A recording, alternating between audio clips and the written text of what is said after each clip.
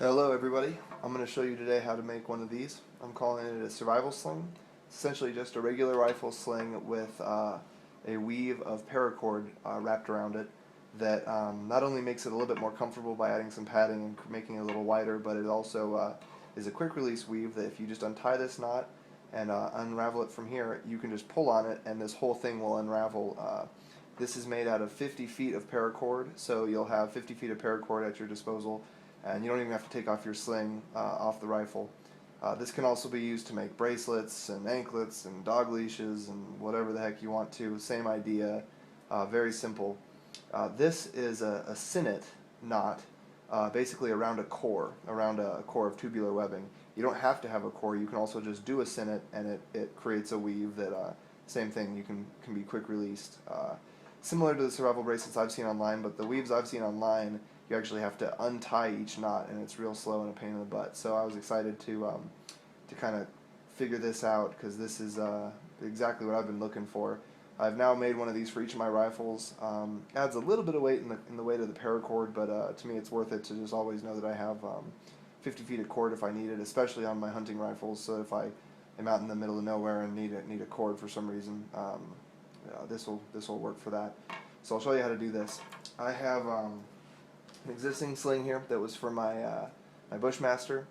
It's pretty standard. You know, some of them have a swivel mount. This one just wraps around the mount that's on the rifle, integral with the rifle. So what you do, this is 50 feet of paracord here. This is the halfway point roughly. I've just fished it through this loop so that it's starting there. And all you do is you take one side, just choose whichever side you want, and you fold it over like that. And this side you're always going to go on top with this side, and you're always going to fold a loop on bottom with this side, and I'll show you what I mean here in a second. So you fold this over like this, and then this side goes through here, and you pull that loop around to this side, okay? And then this one you start below, and you go up like that, and then across over it again, like this. Same thing then, this one goes from the top down and goes behind it. And then at this point you can start tightening it as you go. So now you have this loop under here, you go from back to forward, and see this one's always going on top, like that. I give this one a little tug to tighten that loop, and then this one goes from top to bottom and back, like that. Tighten that.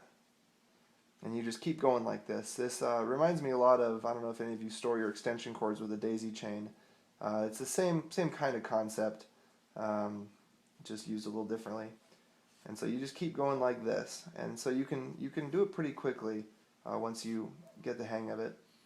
Don't overly tighten this, or else it'll start scrunching this webbing in the inside, and you don't want that. So I'll show you a couple of little tricks here. Once you get a decent way through, every maybe 6 or 8 inches or so, what I like to do is push it all up. So this weave is just floating on top of this cord, so you can stretch it out or you can scrunch it in. I like to scrunch it up so that you kind of have an idea of how far you've actually woven. You can also, if your previous weaves were kind of too loose, you can go through and tighten those. Just keep going like this until you have it all the way down to the bottom, and then I'll show you what to do next in a second.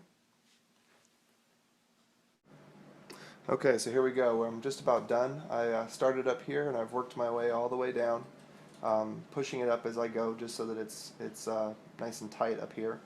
I'm going to show you now how to finish this off.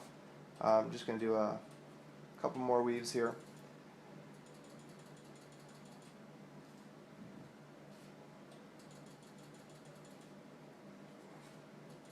Okay, so now I have just enough left to do what I need to do. You just fish it through this hole here, and then tighten it there. And then you just run these two ends. This one goes through this side. I just run this one through this side, and then back around again on top of it like this. And so now you have both of the ends. And I just like to run a figure 8 knot here, which is, instead of just doing your regular granny knot and going up through the middle here, you go around and back down through the top, If you need help with how to tie a figure 8 knot, that's not a very good set of instructions there. So just go online and Google it. I'm sure you'll find it. And then tighten that down, and there you go. I would just trim this to make it even, and you have all your paracord wrapped around your sling. And to undo it, to get to your paracord, you just untie this knot. It's really the only knot you have to untie. Pull it out from this loop, and this could be on the rifle the whole time. This could be connected and it doesn't really change anything. And then at this point you just pull this out here and just pull on both sides, or you can just even group them together and pull, and it just unweaves the whole thing. And you can do it fairly quickly, so you could get to this, if you were in a bind, you could get to it fairly quickly. So I hope that was helpful, and thanks for watching.